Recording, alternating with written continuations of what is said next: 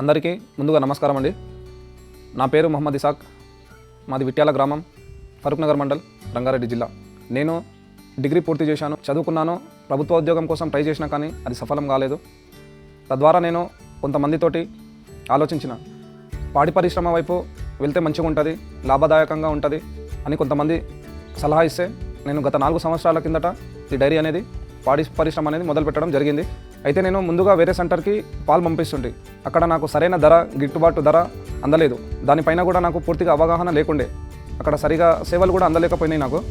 కనుక నేను గత 4 నెలల నుంచి మా ఊరిలో హెరిటేజ్ పాల కేంద్రం కొత్తగా తెరవడం జరిగింది. మా మిత్రులతోటి కొంతమందితోటి సంప్రదించినాను.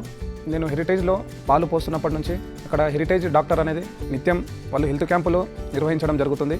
ఆ హెల్త్ క్యాంప్లో ఆ డాక్టర్ సూచనలు, సలహాలు ఏమిటంటే ఏ దాన వాడాలి, మినరల్ మిక్చర్లు ఏది వాడాలి, కాల్షియం ఏది వాడాలి, దానిపైన అవగాహన ఇవ్వడం వల్ల మాకు ఇంకా అవేర్నెస్ పెరిగింది. నా దగ్గర ప్రస్తుతానికి మా డైరీలో హెచ్ఎఫ్ సంకరజాతి జెర్సీ ఆవులు ఉన్నాయి.